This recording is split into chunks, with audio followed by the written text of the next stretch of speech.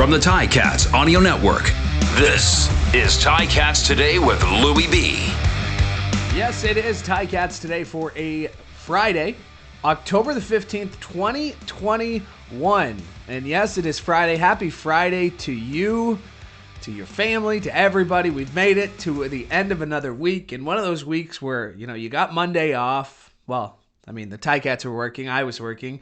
But, it was still a short week, but it still felt like it kind of dragged on.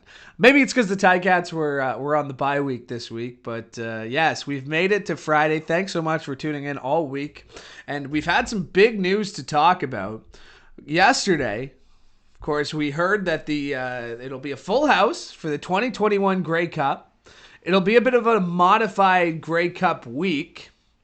But Hamilton will host the 2023 Grey Cup. And to discuss that, I'm very pleased now to be joined by the Commissioner of the Canadian Football League. He is the 14th Commissioner in the CFL. His name is Randy Ambrosie. And Commissioner, thank you so much for joining me today. Very much appreciate it. It didn't quite have the pageantry of 2019 and announcing the 2020 and 2021 Grey Cups, but it definitely felt special yesterday. Definitely an exciting day, and I have to imagine if handing out Grey Cups is one of your favorite part of the jobs, then handing out Grey Cup festivals and Grey Cup host cities has got to be pretty close too. Well, they're both great moments, and obviously today was a big day for us. We've been in, all of us, you, me, all of our families, all the people that live in the great province of Ontario, Canadians and people worldwide have been living a constant audible since this pandemic started in March of 2020. And we called an audible today. I think it's a great play. Really excited to have the game in Hamilton on December the 12th. I think this city and these amazing fans will do a great job. And then we'll get to come back in 2023 and have the Ticats deliver on that world-class bid that they submitted, which was the original reason why they were granted the Grey Cup in 2021. So it's an exciting day for the CFL, and I believe it's an exciting day for Hamilton. And I was talking about this to the president and CEO, Matt Affanick, yesterday. I said, is there pressure to almost raise the bar with what you presented? I mean, 2018, 2019, when they made their first pitch, that was so long ago. I'm sure they're excited to raise the bar. But let's talk about the 2021. So hold on, if I may, let's not let Matt off the hook. The answer is, of course, we want Matt to raise the bar. Seriously, Matt's a great guy. The whole Ticat organization, Bob Young, Scott Mitchell, they've done such a wonderful job. And look, we had when we saw their bid, we had from that day forward, coming into today and going into the future, we have huge expectations for a Grey Cup in Hamilton, 2021 and 23. If you can tell, if it'll be a secret between you, Matt, and I that we've raised the bar. Absolutely, the expectations are raised 100% for 2023. But let's talk about 2021 because I think, again, talking with Matt about this, one of the crucial things is that the game itself, everything you've come to expect about the Grey Cup, the pageantry that comes with the Grey Cup, the arrival, the halftime show, that's not changing. That's something that the team is we might have a little less people than we originally had thought, but the game itself is like it's always been 107 times before it is going to be a special one. It is. And, when you're in this environment, as we have been now, again, going back to March of 2020, we've all gotten used to having to make adjustments.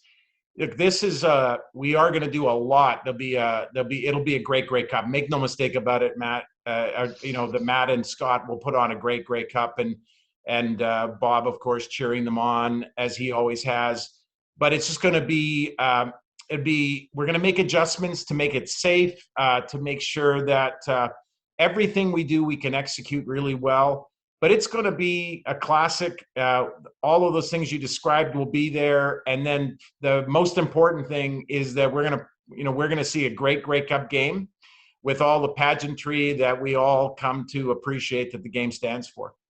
To that point, It's not like Grey Cup week isn't happening. There are going to be events throughout the week. The restaurants and bars, I'm sure the city and the team is partnering with, are going to be packed within COVID restriction policies. But it's not like Grey Cup week is going away this week. It's just modified, as we're saying. Yeah, I think the word that Matt and Scott have been sharing, and I love it. I think there's going to be a lot of organic Grey Cupping. And, look, one of the things that if you haven't been to Hamilton in the last 3 to 4, 5 years, Hamilton is going through a remarkable renaissance. I mean, that city, I believe, is just on, they are making progress in a way few other cities could compete with. I've watched it unfold for myself and with my very eyes, and I think it's exciting. There's so many great restaurants. There's so much energy in the city of Hamilton now. I think that the city of Hamilton and all of its venues and all of its restaurant and hotel operators are going to contribute to what will be a remarkably good Grey Cup. And so, yeah, I think the word organic will be great. But if you are coming to Hamilton, if you haven't planned on it yet, plan to come. I'll give you a list of restaurants as long as my arm and then some where the food is unbelievably good and the atmosphere is perfect. Yeah, I know some of my friends who've been planning to go since it's been announced, have already told me. My friends from across the country, they're still coming.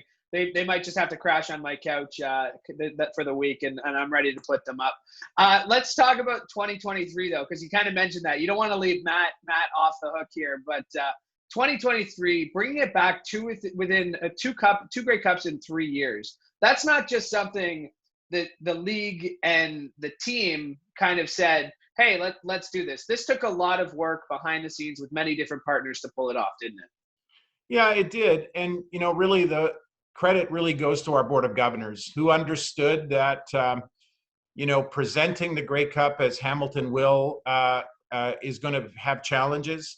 They're certainly not, we're not going to take any shortcuts, but we are calling an audible. And I think everyone wanted Hamilton, they wanted Bob Young and Scott and Matt to be able to deliver a Grey Cup as it was originally planned plus.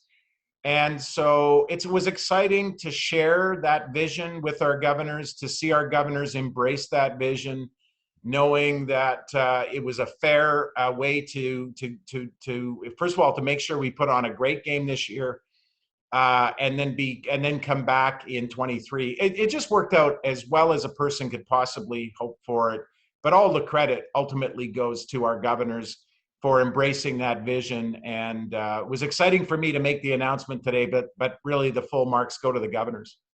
It's been an incredible season when you consider, everything that has gone on in the last 18 months. And what are you most proud of when you sit here at week 10, week 11, as we enter week 11? What are you most proud of that the league has been able to accomplish? What are you most proud of right now in week 11 in this league?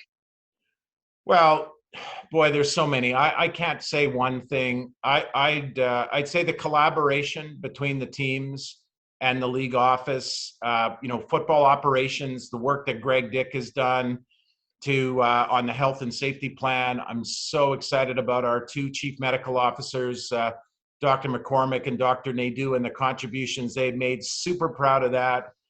Frankly, the work that's been done by our football operations partners on each team, the coaches, the preparation that the players have put in to play at the high level. The games have been amazing, as you know. All of those things. I'd go back to, I think of I felt the last year that the level of collaboration around the league has improved. I think we're hitting our stride now as we learn to work together.